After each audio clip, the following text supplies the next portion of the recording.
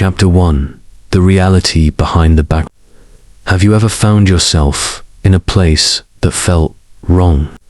Not scary, exactly, but empty, silent. A hallway that seemed too long. A room that felt like it had no purpose. A public space with no people. Maybe you've stood there and thought, I shouldn't be here.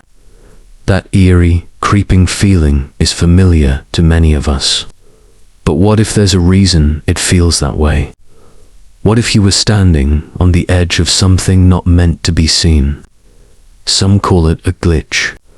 Others call it the backrooms. Imagine this.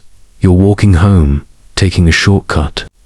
Or maybe you've fallen asleep on a bus and woken up somewhere you don't recognize. You open a door, take a wrong step, and suddenly you're not in the world you knew. You're in a yellow-tinted maze of endless office rooms. The carpet is damp. The lights buzz with a low, almost painful hum. There are no windows, no people, just you and the sound of your own breathing, echoing off walls that never lead anywhere. That's level 0, the beginning. It's a concept born on the internet, a creepypasta, a digital urban legend. But unlike most horror stories, the backrooms caught fire in a way that few ideas ever have. Why? Because it felt too real, too close. It tapped into something primal, a shared memory, a dream we all seemed to have. It was first posted in 2019, a single image on 4chan. A picture of an empty yellow hallway, faded walls, fluorescent lights above. The caption read, "If you're not careful and you clip out of reality in the wrong areas, you'll end up in the back rooms." And it's yellow. All of it. That was all it took. Thousands of people responded, saying they recognized the place. They'd been there, or at least dreamed of it. It became a phenomenon. People began mapping it, writing about its many levels. The entities that roamed them, the hidden doors, the time loops, the exits that may or may not exist. It grew from one photo into an entire mythos. But here's the part that unsettled even the skeptics. Stories began to emerge. Stories from people who claimed to have seen it long before the photo was ever posted. They described eerily similar details, yellow walls, buzzing lights, endless repetition. Some said they visited it in dreams, others in near-death experiences. A few claimed they entered it during moments of trauma, car crashes, fainting spells, blackouts. Each described a place that seemed stitched together from forgotten spaces, utility closets, school hallways at night, abandoned malls, waiting rooms where time stands still. It's not hell.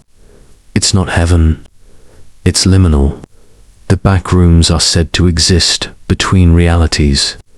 A space you can fall into when the universe glitches, or when you slip through cracks in the fabric of the world. The feeling it invokes is more existential than terrifying. It's not about being chased. It's about being stuck, forgotten, unnoticed by the world you left behind, and no one knows you're gone. That's the real horror. Not monsters, not darkness, just eternal silence. And it's not as fictional as it sounds. There have been reports, real ones, of people vanishing without explanation. Not in the wilderness, not at sea, but in buildings, cities, places where they should have been seen, where they were seen until suddenly they weren't. Security footage cuts off, phones drop signal, footprints lead nowhere. Some of these cases have been written off as foul play, or mental illness, or simple misadventure. But others remain blank, unresolved, vanishings that feel less like disappearances and more like erasure. We're going to talk about them. Tonight, you'll hear real stories of people who disappeared in ways that defy logic. People who might have slipped into the back. As you listen, ask yourself, have you ever walked into a room and forgotten why you were there? Have you ever blinked and found yourself somewhere slightly wrong? Have you ever felt like the world glitched for just a moment and no one else noticed? Maybe you brushed it off. Maybe you thought it was nothing. But what if those were the warning signs? What if you almost slipped through? We dismiss strange sensations. We rationalize. But the more you read these stories, the more you hear from people who never came back, the harder it becomes to say, it's just fiction. Because fiction doesn't leave behind cold trails. Fiction doesn't leave parents waiting by the phone for 10 years. Fiction doesn't haunt abandoned corridors with silence that feels like it's listening. So what are the backrooms really? A metaphor? A nightmare? Or a real place hidden just beyond the cracks in our world, waiting for the next person to fall through? And if you do, will you even know you're gone? Chapter 2. The Boy Who Ran Into Nowhere. It was just after midnight on May 14th, 2008, night. Brandon Swanson was driving home from a college party in Canby, Minnesota. He wasn't drunk, just tired, maybe a little distracted.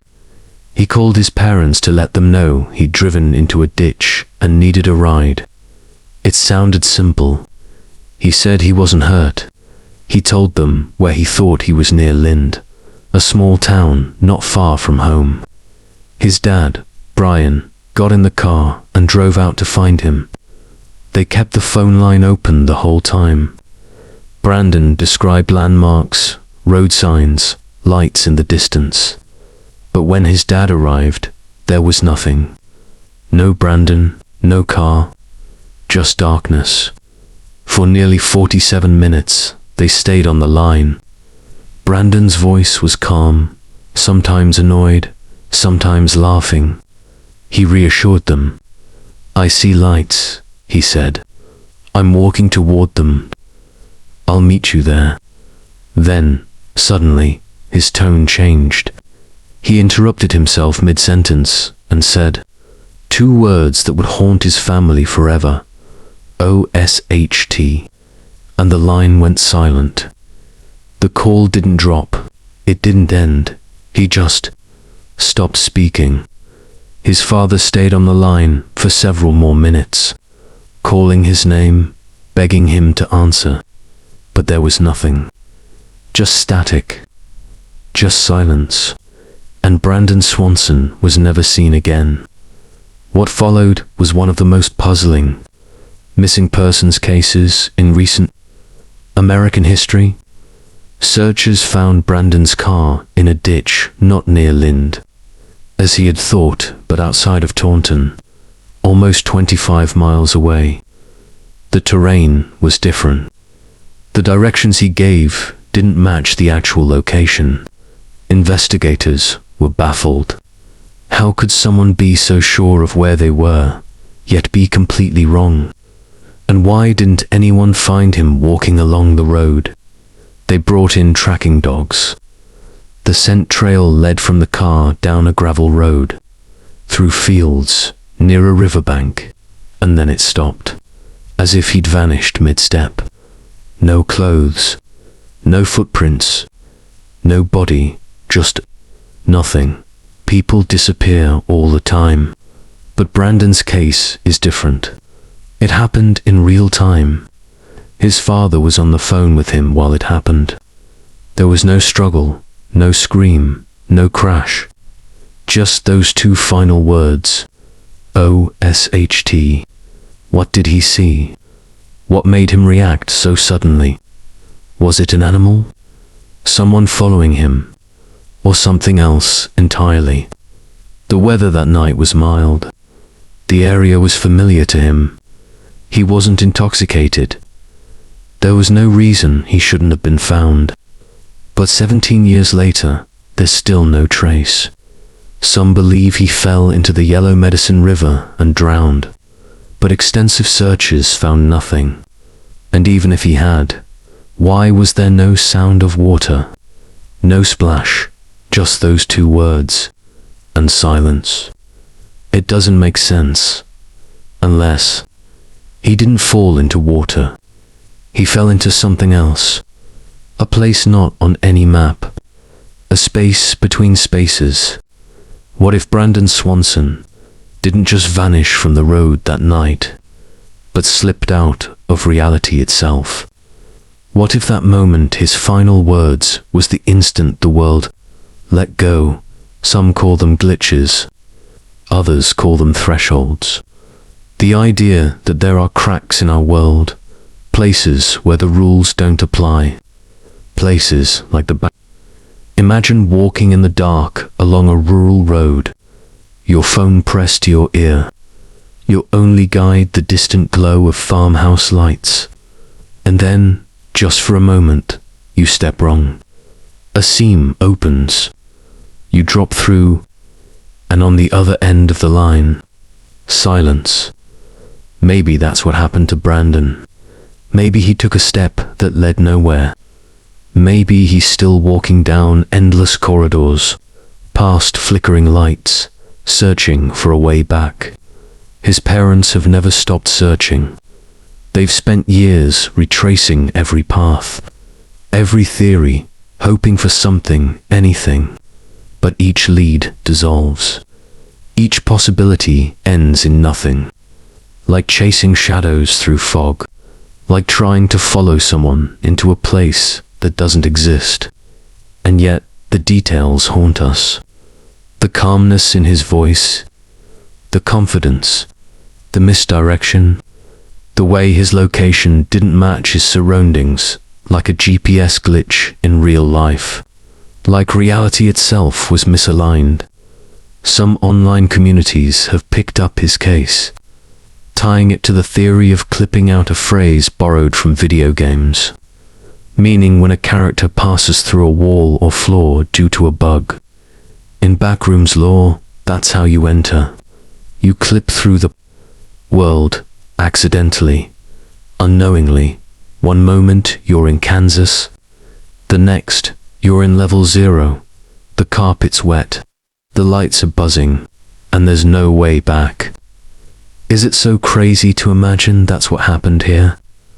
That a boy walking down a dark road in the middle of nowhere walked straight out of the world we know? And if so, what did he see? Was he alone? Was that O*T meant for something approaching? Or was it a reaction to the impossible walls where there shouldn't be? Lights that shouldn't exist? Space that repeats itself forever? Maybe it was the sound of realization. The exact moment he understood he was somewhere else. Somewhere he couldn't explain. Somewhere he couldn't escape. We don't know what happened to Brandon Swanson. We may never know. But his story reminds us that not all disappearances are the same. Some feel wrong in ways we can't describe. Some are marked not by chaos, but by silence. And sometimes, silence is more terrifying than screams, because it means no one saw it coming. No one saw it at all. Just a voice on the other end of the line, fading into nothing. Chapter 3. A Hotel with No Exit. Los Angeles, 2013. A 21-year-old student named Elisa Lam checks into the Cecil Hotel, a place with a long, dark history. The hotel had once been grand, but now it stood as a forgotten building in a decaying part of the city.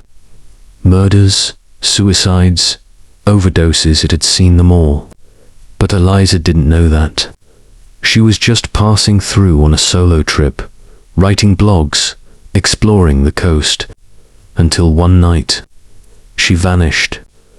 The last footage ever seen of her is still online. It's one of the most disturbing videos to ever come out of a missing person case.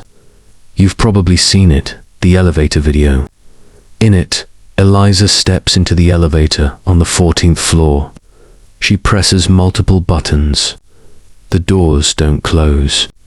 She peeks out into the hallway, then hides back inside. She steps out again. She moves her hands in strange patterns, almost like she's talking to something invisible. Then she's gone. The elevator begins working again only after she leaves. That was the last time she was seen alive. For 19 days, no one knew where she went.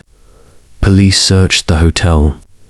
They checked the roof, the rooms, the hallways. Nothing.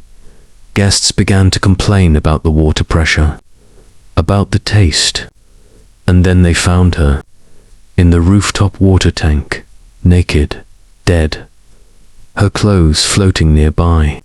No one could explain how she got there. The tanks were sealed, heavy, difficult to access. The alarm system on the roof was never triggered. The security cameras didn't catch her exiting the building or climbing the stairwell. It was like she just disappeared. For many, the case is simple. A young woman struggling with mental health, lost in a strange city, made a tragic mistake. But that theory doesn't sit right with everyone, because there are too many questions, too many details that feel off. The elevator, for one. Why didn't the doors close? Why did it react only after she left? And what was she reacting to? Who or what was she hiding from in that hallway? When you look at the footage, something feels wrong. Not in a jump scare way. In a deeper, colder way. The hallway outside that elevator looks endless. Dim yellow lighting, dull wallpaper, repeating patterns. It looks less like a hotel and more like a liminal space, like a level of the back. That flickering bulb in the corner, the silence, the way the camera seems to slow, like reality is lagging. This wasn't a crime scene. It was something else. The Cecil Hotel itself adds to the mystery. It's one of those buildings that feels wrong. The layout is inconsistent. The walls are thin. Stairways don't always lead where you expect. It's been the site of so many deaths. Some say it carries a stain. Others say it's a doorway.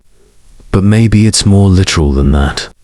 Maybe, in buildings like these, built over layers of pain, trauma, forgotten time, there are seams in reality, thin spots, places where space folds, places that trap. Elisa's behavior in that video suggests she was reacting to something just out of frame. Watch her hands, the way she waves them, slow, deliberate, not frantic, curious, like she's trying to feel her way through something that isn't there, or trying to communicate. Some have suggested she was hallucinating, that she was in a manic state. But what if the hallucination was real, just not visible to us? What if what she saw wasn't madness, but something the camera couldn't record? Something that exists on the edge of perception, like a doorway she accidentally opened, a glitch she unknowingly stepped into. And if the backrooms are real, if they exist in abandoned buildings, forgotten hotels, long hallways and elevator shafts, then the Cecil Hotel is the perfect entrance. Think about it. A malfunctioning elevator, a girl who never leaves, a camera that sees nothing, a rooftop no one can reach, a water tank no one can explain. It doesn't add up. Unless Elisa didn't die on the roof. Unless she didn't climb in herself. Unless she appeared there after falling out of somewhere else. A place with yellow walls. A place where time is broken. A place with no windows, no exits, Maybe the elevator wasn't broken. Maybe it was stuck between levels, between dimensions. Maybe Eliza stepped through, and what came back wasn't quite her. That's the horror of stories like these. Not monsters, not violence, but confusion, inconsistency, impossibility, details that defy logic. That's the true terror of the backrooms. The idea that you could go missing, and no one would know how. That the evidence left behind would only confuse. That your last moments would look like a dream no one else can understand. Elisa's case remains technically closed. The official ruling was accidental drowning, but that explanation satisfies no one, not the public, not the countless investigators who still revisit the footage, not the thousands who believe she saw something we weren't meant to see. And if the backrooms exist, if these liminal spaces leak into ours, then the Cecil Hotel might not just be haunted, it might be open. Chapter 4. The Woman Who Vanished Mid-Sentence, Mara, Murray to 004. On the night of February 9th, 2004, 21-year-old nursing student Mara Murray was driving alone through the White Mountains of New Hampshire. She had suddenly left her dorm at the University of Massachusetts Amherst earlier that day, telling professors there had been a family emergency, but there was no emergency. She had packed her car with clothes, toiletries, even textbooks. She withdrew most of her bank account, $280, and emailed her professors, saying she'd be gone for a week. No one knows why. That evening, around 7:27 p.m., her car crashed into a snowbank on a dark, quiet road in Haverhill, New Hampshire. A local neighbor heard the crash and called police. Another neighbor came outside and spoke to Mara. She said she was fine. She didn't want help. She insisted she had already called roadside assistance, but there was no cell service in the area. She hadn't called anyone. The neighbor went inside to call police anyway. When the officer arrived less than 10 minutes later, Mara was gone, vanished. No footprints in the snow. No sign of a struggle. Just her locked car, some spilled wine, and an airbag deployed. That was the last confirmed sighting of Maura Murray. The area around the crash site was searched thoroughly. Bloodhounds, helicopters, snowmobiles, nothing. She had seemingly disappeared into the freezing night air. But the strangest part, she had been talking to someone just minutes before. Calm, coherent, standing beside her car. Then gone, like a switch flipped. Like reality blinked. Some say she ran away. Others think she may have been abducted, but no signs support either. No tracks in the snow. No witness saw another vehicle. If someone took her, they would have had to appear and vanish almost silently. In under 10 minutes. And why would she vanish mid-conversation without panic? It doesn't feel like a crime. It feels like a glitch. Like something unnatural. That stretch of Route 112, cutting through the icy forest, feels more like a liminal space than a real-world location. Tall trees swallowing the road, pale moonlight on the snow. The silence so complete, it feels alive. Like a place between places. A place you don't find by accident, but maybe you do. And maybe that's what happened to Mara. Maybe she stepped off the road and into something else. Something just out of view. A fold in the world. Her case has baffled investigators for decades. There's no activity on her social security number, no confirmed sightings. No physical evidence she survived more than 10 minutes past that crash. A young, healthy woman with no major injuries, no sign of mental breakdown, disappears from a public road without a trace within a 10-minute window, and no one sees a thing. It's as if the woods swallowed her whole. Or maybe the road itself did. Some say she intended to die by suicide, but she brought textbooks, clothes, shampoo. She packed for a trip, a getaway, not a goodbye. Some say she met someone, planned an escape, but she told no one. Not a friend, not her boyfriend, not her family. There was no planning, no communication, just sudden absence, and then nothing. Over the years, internet forums have torn the case apart, every detail analyzed, every possible road retraced, still no answers. But the deeper you go, the more it starts to feel familiar. A woman, alone. A remote location. A cold, static atmosphere. And then disappearance. Silent, absolute, liminal, just like the back. People who believe in the backrooms often describe a feeling right before it happens, in unease. Like the world is slipping. Like your surroundings don't belong. That's the feeling people get when they visit the crash site. The air is too still. The road seems too quiet, even for a rural stretch. Like the space itself doesn't want to be noticed. What if Mara walked away from her crash and kept walking, past the trees, past the ditch, into something else? What if there's a seam in reality somewhere along Route 112, a place the maps can't see? What if, instead of running away, she fell out of the world? That's the scariest theory. Not because it's impossible, but because it explains everything. The missing time, the vanishing, the lack of evidence, the silence, the cold, the road that leads nowhere.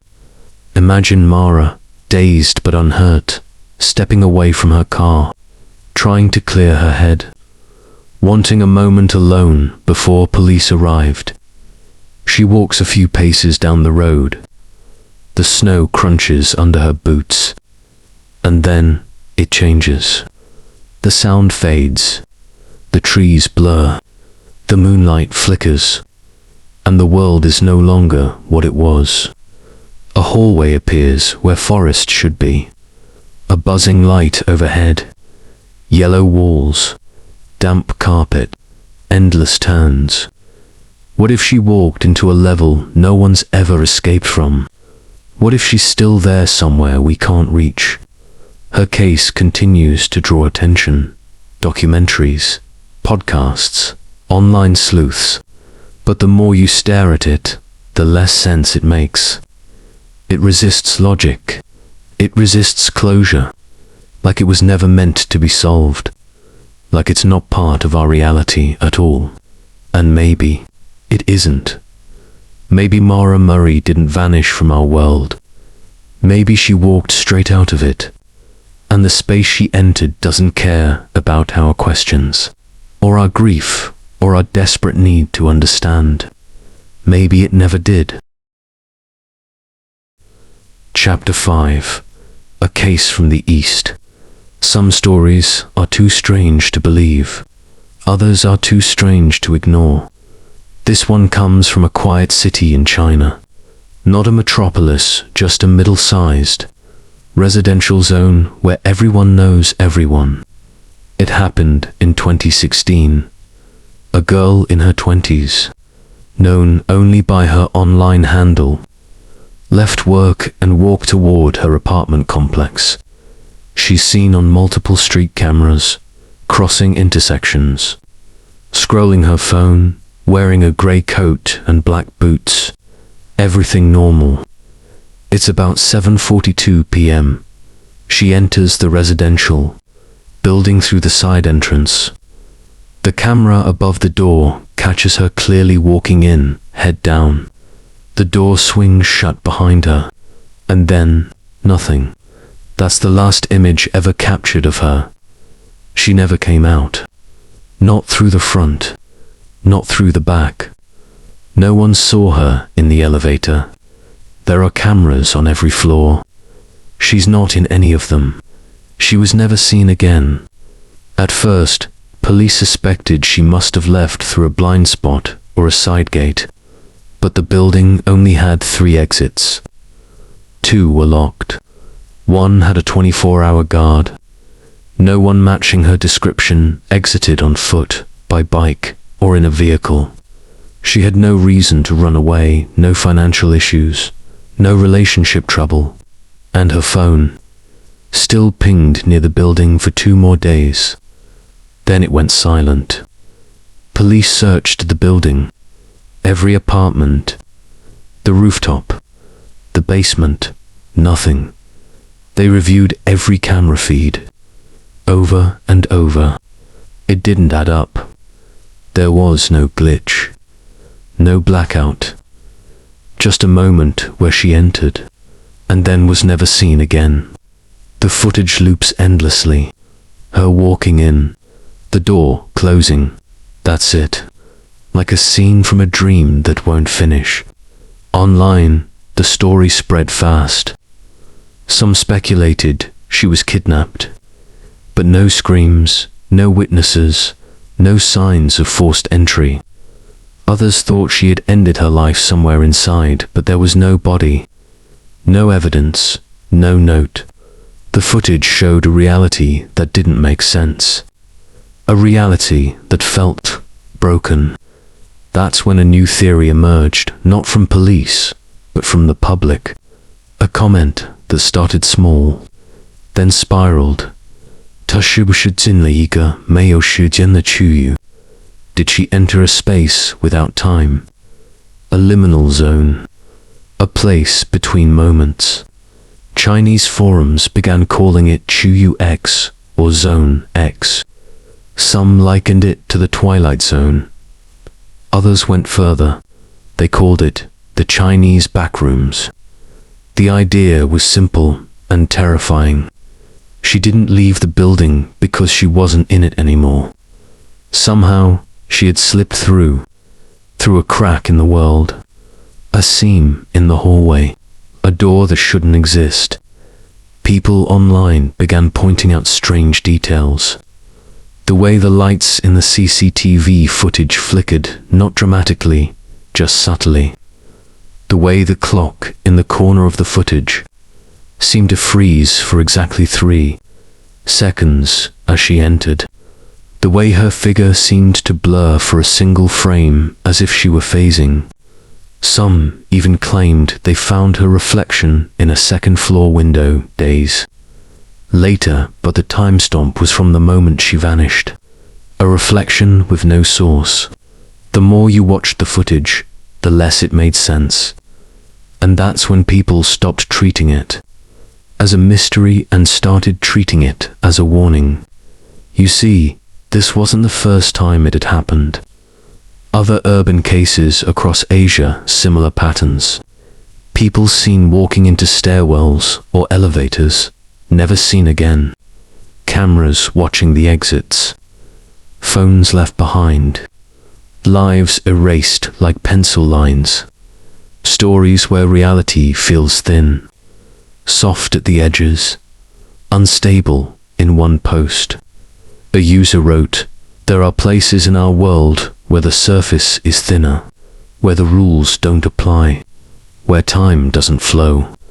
They began mapping these areas, looking for patterns, finding old buildings with strange histories, apartments where people reported strange sounds in the walls, hallways that always felt colder, places with no natural light or flickering bulbs that were always broken, places that felt like copies of places, like a memory that keeps repeating. These theories took root, not just among paranormal believers, but among people who had lived in those places. One janitor, working in a building with a similar disappearance, claimed he once stepped into the hallway at night and the floor numbers had changed. He said the hallway stretched longer than it should have, that he walked for 5 minutes and came back to the same door. When he checked the CCTV later, the footage showed him standing still the whole time. His footsteps recorded nowhere. It's all just rumor, speculation, creepy internet stories.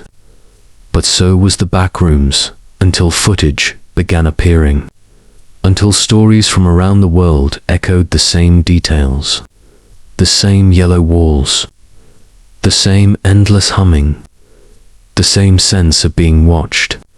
This Chinese case, this girl who walked into a building and never came out, feels like the Eastern mirror of that myth, a real-world event that lines up too well with the Backrooms idea.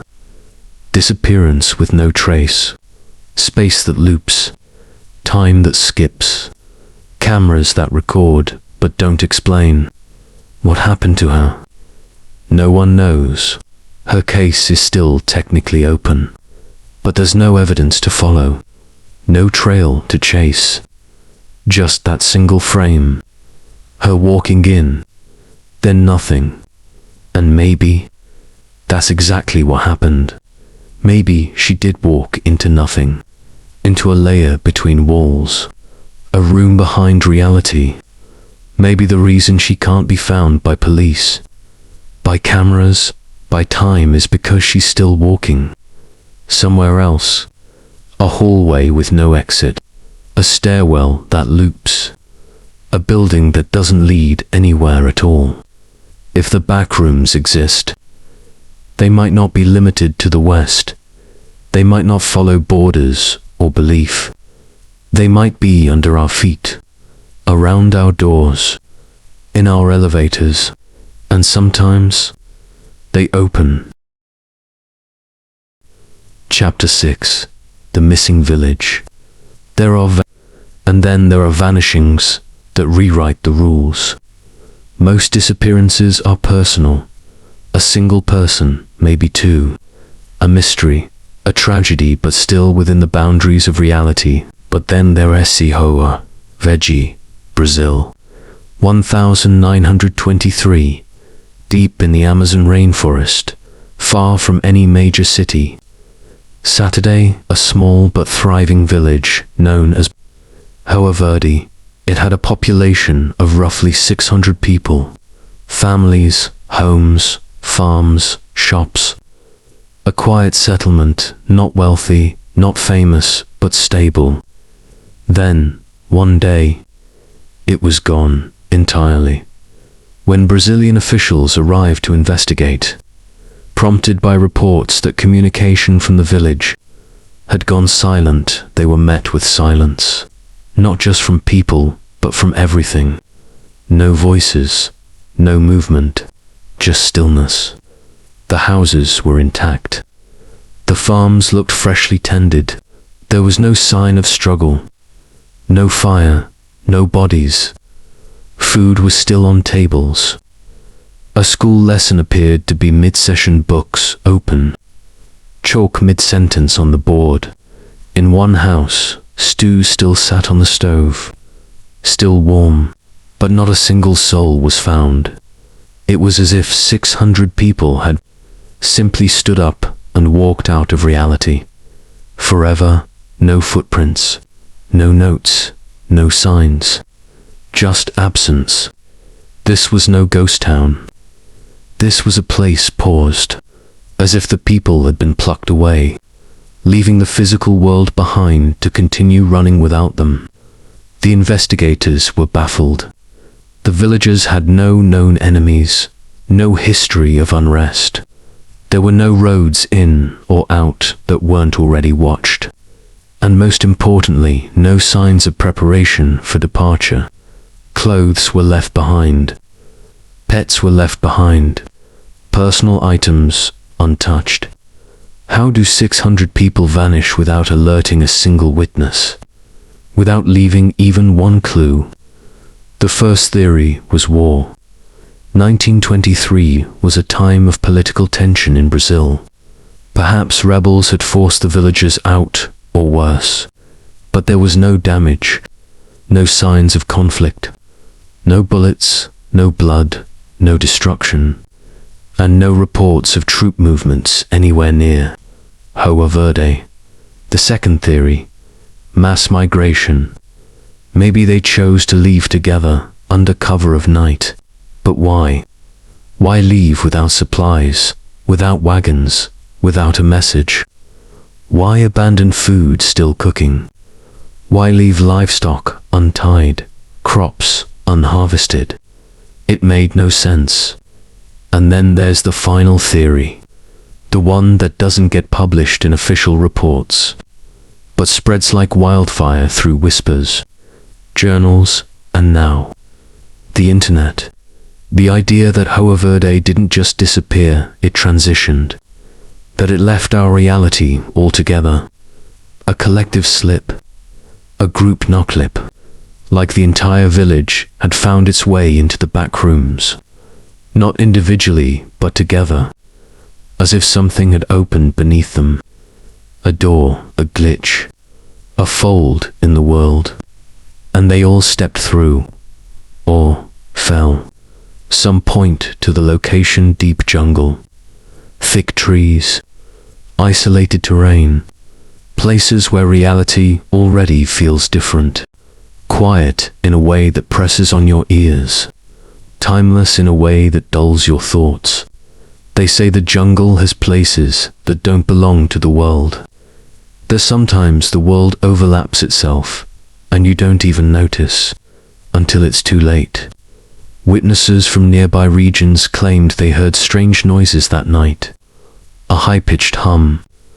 Others reported a flash of green light over the trees. No planes were overhead, no storms, and no one could agree on the direction it came from. One man, a trader who passed by Hoer Verde weekly, said he had never seen the village so silent. It felt like the trees were listening, he told an interviewer, as if something had filled the space that people left behind. No official explanation was ever agreed upon. Over the years, the area around Hoer Verde became abandoned. Locals avoided it. Roads were overgrown.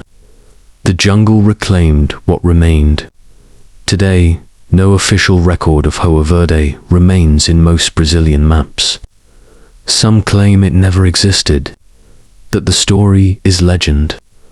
But legends don't usually come with such specific details: names, dates, environmental logs. Eyewitnesses and legends don't usually get suppressed, not unless someone doesn't want you asking the wrong questions. There's something about mass disappearances that shakes our sense of order. It's one thing to lose a person, it's another to lose a community. Entire cultures have been built on myths like this. Lost cities, vanished empires. But Hoer Verde is not 1,000 years old. It's not carved in stone. It happened within living memory, or it didn't. That's the scariest part. Maybe that's what the backrooms truly are, not just places. You stumble into but places that absorb entire buildings, streets, towns, villages. Not one person falling through, but a space folding inward, consuming everything within it. Reality retracting like a muscle, snapping closed before anyone notices. Maybe that's what happened in Hoer Verde. Maybe they weren't taken. Maybe the space they lived in was. We think of the backrooms as lonely.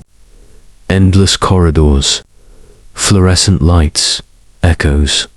But what if there are levels that contain more? Whole ecosystems, or echoes of them, ghosts of communities, forever walking endless hallways, trying to get back to a place that no longer exists. Maybe Hoer Verde is still out there somewhere else. A preserved moment, a loop, a village caught mid-dinner, mid-conversation, forever silent, forever waiting. If that's true, it changes everything. It means the backrooms aren't just for the lost. They're for the taken, for the copied, for the overwritten. And if a village can go, what else can? A city block, a skyscraper, a plane mid-flight. What if the limits of the back are still expanding? What if Hoer Verde was just the beginning? Chapter 7. Backrooms. Most people think of the backrooms as fiction, a digital myth, just another creepy. But what if it's not? What if the reason the concept of the backrooms resonates so deeply is because some part of us has seen it before, heard it, felt it, or worse, been there, scattered across obscure corners of Reddit, forgotten blogs, and anonymous forums, are stories from people who claim to have experienced something they can't explain. Not dreams, not hallucinations, something else, something real. They don't all use the word back. Some call it the yellow place. Others say the hallway that wasn't supposed to be there. Some just say they got lost in a place that didn't exist. And the details, they're disturbingly consistent. It usually begins the same way. A strange moment of disconnection. A step taken in the wrong direction. Turning a corner that shouldn't be there. One man on R, glitch _ in _ the _ matrix, recounted. Falling through the floor literally. He was walking in his office building late at night, when he said the ground beneath him gave way, like paper. The next thing he knew, he was lying on thin carpet in a massive, yellow-lit hallway. It smelled like mold and dust. There were no windows. The walls were the color of old post-it notes. He walked for what felt like hours. Every time he turned, the corridor repeated itself. The lights buzzed an endless high-pitched hum. No matter how far he moved, he ended up back where he started. No phone signal. No doors that opened. No sound except the buzzing. Then, just as suddenly, he woke up, back in the stairwell of his office. His clothes smelled musty. He had a strange rash on his arms. He swore it wasn't a dream. He even posted photos of his ruined shoes soaked in something yellow he couldn't identify. Another user on a 4chan thread told of falling asleep on a train. When he woke up, the train was stopped, but completely empty. Outside was a concrete hallway that led to nowhere. He followed it for a while, hearing distant echoes of voices like people talking in another room. When he turned around to go back, the train was gone. Just the hallway. Cold, humming, endless. He kept walking until he blacked out. When he came to, he was on a bench at the station he had meant to get off at. His phone was dead. He'd lost 3 hours. He never took that train again. Then there's the blog of a woman in Sweden. Dated 2015. She described having a seizure while alone at home. Paramedics arrived and found her unconscious. But she wrote that in the time she was out. She wasn't unconscious at all. She was somewhere else. A massive, endless office space. No windows. Carpet that felt wet. Lights that buzzed but never flickered. The space made her feel sick, but not physically. She wrote, "It was like being remembered by something I never knew." She said she walked for days. She saw other people in the distance, but they never turned. One time she thought she saw a door. When she touched it, she woke up. In a hospital.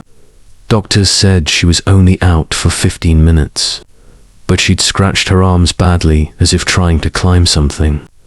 When she tried to draw what she saw, she drew level 0 of the back rooms, without ever having heard the term. That blog disappeared a year later, deleted. The archives remain. You can still find them if you know where to look. These aren't isolated stories. Hundreds, maybe thousands exist, buried across the internet. What's eerie isn't just the similarities. It's the emotional language. Almost everyone describes the same feeling. Disconnection, dread, a sensation that time doesn't work right. Some say they were there for hours, others, weeks. Yet no time passed in our world. The space defies logic. Walls that shouldn't connect. Angles that hurt your eyes. One Reddit user claimed to have found a staircase downward. But as he descended, gravity changed. He was walking sideways without noticing. Another found a room full of filing cabinets. Every drawer was empty, but they could hear breathing from inside them. They turned and ran. Others report no creatures, no sounds, just the oppressive silence. Some remember background noise, white noise that grows louder when you try to think. There's no clear pattern to who falls in. It's happened to joggers, office workers, children, people recovering from surgery, people walking their dogs, all over the world. No one has a clear explanation. Some scientists dismiss it as sleep paralysis or lucid dreaming, but some neurologists are beginning to study. These cases are shared liminal experiences, spaces that aren't just imagined but potentially accessed under extreme neurological stress, like a hidden file in the brain that unlocks under pressure, a memory that doesn't belong to you. But what if it's not the brain? What if it's the world? Glitches, moments where reality thins, where the simulation fails to render.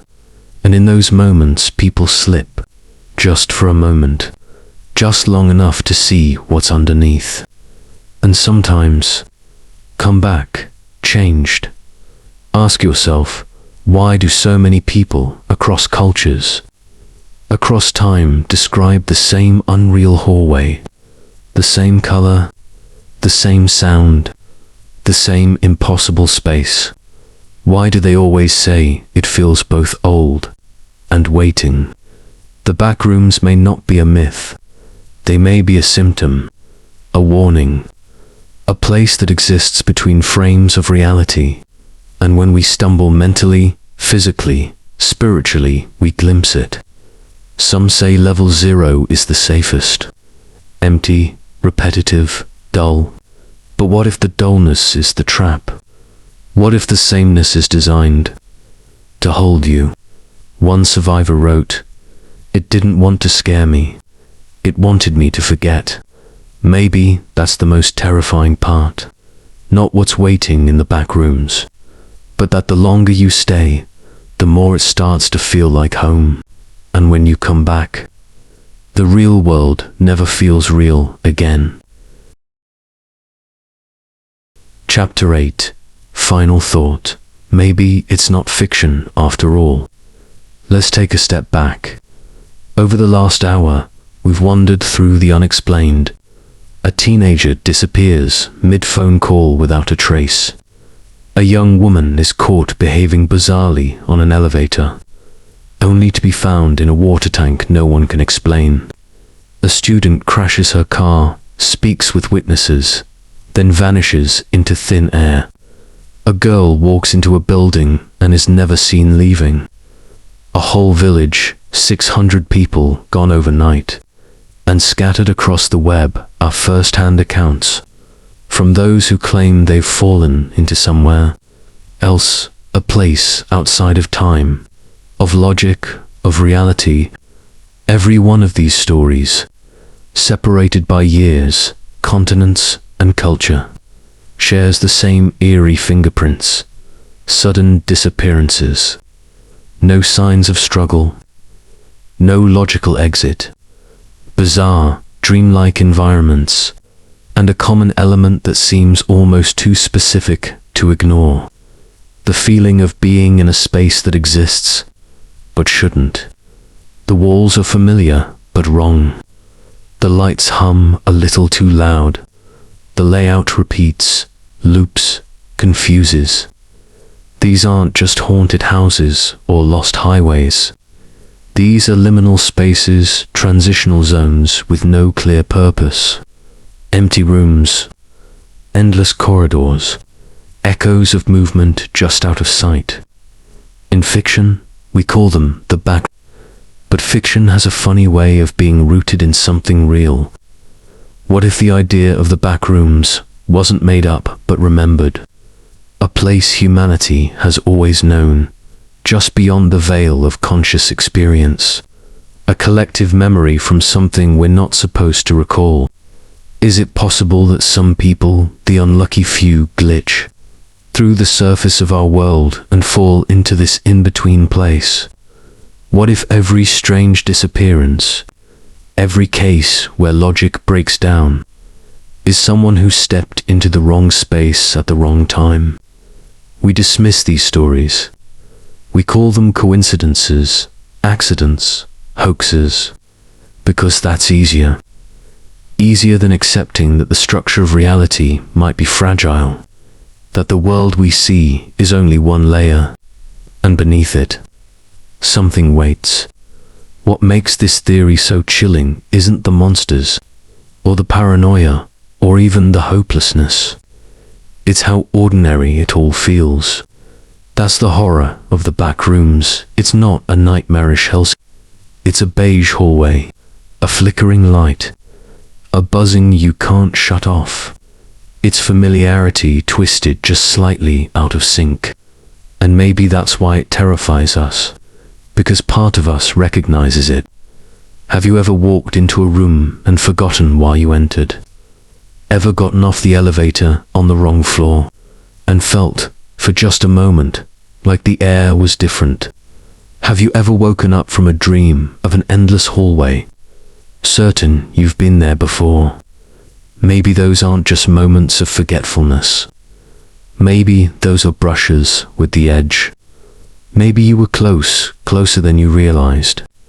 The back rooms aren't about horror in the traditional sense. They're about unease, isolation, repetition, the fear that you're being watched by something that isn't there, or worse, something that is, but doesn't acknowledge you, something waiting. There's an idea among paranormal researchers called a thin place, a spot where the boundary between worlds grows weak, where crossing over is possible, sometimes accidental. Churches were built on these spots. Ancient rituals avoided them. And in our modern world, maybe they've just moved into apartment hallways, office basements, empty schools, places we ignore, places that ignore us until we're alone. Are all these stories just imagination? Urban legend? Maybe, but there's a strange power in how they echo each other. The same yellow walls, the same disorienting geometry, the same soft hum of fluorescent lights. Too many patterns, too much overlap, too many people asking, why does this feel familiar? Maybe we're not supposed to understand. Maybe the rules of this place don't work the way we think. The back rooms might not care who you are, rich or poor, famous or forgotten. They might not even mean to take you. But once you're there, leaving isn't guaranteed. Some claim you can escape if you don't panic, if you follow certain rules, if you stay quiet, if you don't open certain doors. But those are just stories too. No one knows for sure. And maybe that's the point. This isn't about where people go. It's about how thin the walls really are. About how close we all might be to slipping through. So the next time you find yourself in a quiet, empty place where the lights buzz a little too loud, where the air feels still, where your footsteps echo just a bit too long, ask yourself something. Are you where you think you are? Is this just a hallway, or something else pretending to be one? Is this just your apartment at night, or have you crossed a threshold without knowing? And if you turn around, will the door still be there? The back rooms may not be real, but they might be true. And sometimes, that's even scarier. Because if all it takes is one wrong step, one flicker of the lights, one slip through the cracks, then maybe you're already closer than you think. Maybe you've already heard the hum. Maybe it's waiting, watching, and maybe, just maybe, if you open the wrong door, you won't be in our world anymore.